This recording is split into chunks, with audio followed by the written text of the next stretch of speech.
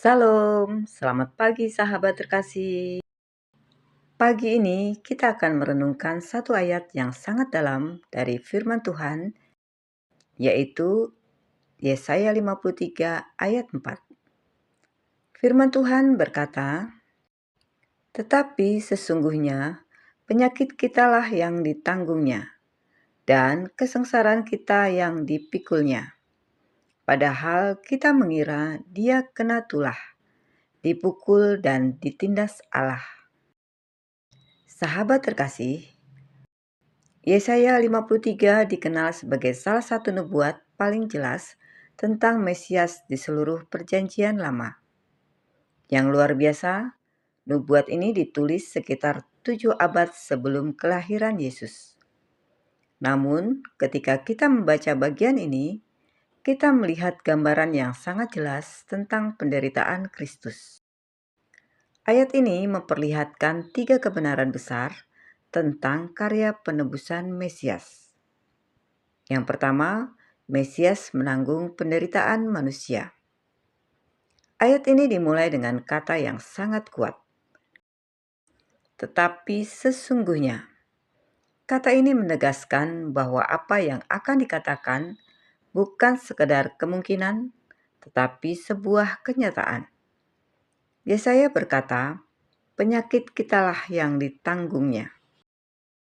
Kata ditanggung di sini menggambarkan tindakan mengangkat dan membawa sesuatu yang berat. Ini bukan sekedar simpati. Ini adalah penggantian beban. Mesias bukan hanya melihat penderitaan manusia. Dia memikulnya. Di dalam pelayanan Yesus yang dicatat dalam Injil Matius, kita melihat bagaimana dia menyentuh orang sakit, menyembuhkan mereka, dan memulihkan hidup mereka. Namun, pelayanan penyembuhan itu sebenarnya hanyalah gambaran kecil dari sesuatu yang jauh lebih besar. Pada akhirnya, Yesus akan menanggung penderitaan manusia secara penuh melalui salib.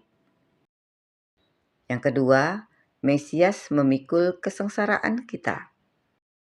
Yesaya melanjutkan dengan mengatakan kesengsaraan kita yang dipikulnya. Di sini kita melihat gambaran yang lebih kuat lagi.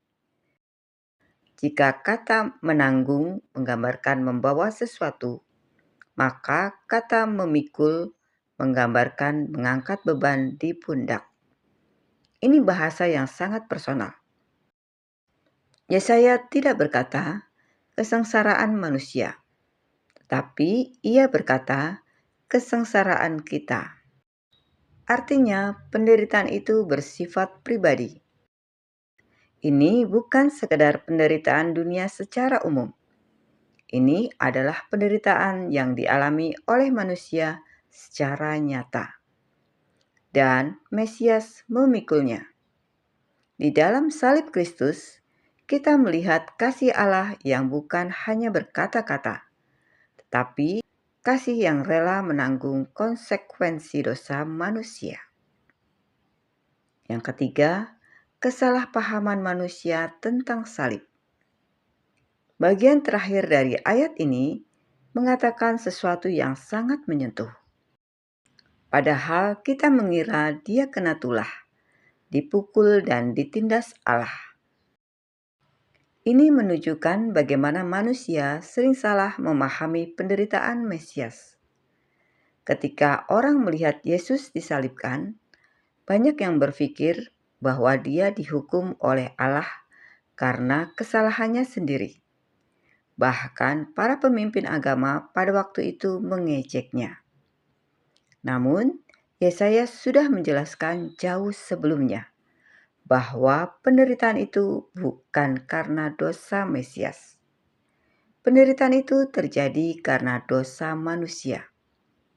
Yang sangat menarik, ayat berikutnya dalam pasal ini mengatakan bahwa dia tertikam oleh karena pemberontakan kita. Artinya, penderitaan Mesias adalah penderitaan pengganti. Dia menanggung apa yang seharusnya ditanggung oleh manusia. Sahabat terkasih, Ketika kita merenungkan ayat ini, kita melihat satu kebenaran besar tentang kasih Allah. Allah tidak menyelamatkan manusia dari jauh. Dia masuk ke dalam sejarah manusia. Dia mengambil penderitaan manusia. Dan melalui salib Kristus, dosa manusia ditanggung. Itu sebabnya salib menjadi pusat iman Kristen. Bukan hanya karena penderitaan yang terjadi di sana, tetapi karena di sanalah kasih Allah dinyatakan dengan paling jelas.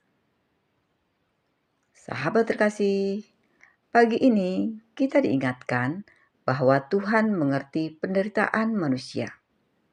Yesus bukan hanya Tuhan yang berkuasa, Dia juga Tuhan yang memahami pergumulan manusia. Karena Dia sendiri telah masuk ke dalam penderitaan dunia ini.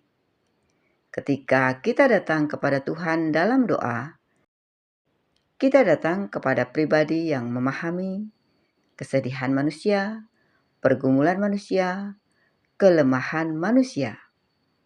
Karena itu, kita tidak perlu datang kepada Tuhan dengan berpura-pura kuat. Kita boleh datang dengan hati yang jujur. Dan kita boleh percaya bahwa Tuhan yang sama, yang menanggung dosa dunia, juga sanggup memegang hidup kita hari ini. Sahabat terkasih, Yesaya 53 ayat 4 mengingatkan kita bahwa penderitaan Mesias bukanlah kebetulan. Itu adalah bagian dari rencana keselamatan Allah. Yesus menanggung penderitaan manusia supaya manusia dapat menerima pengampunan dan hidup yang baru. Karena itu, ketika kita memandang salib, kita tidak hanya melihat penderitaan. Kita melihat kasih yang menanggung dosa manusia.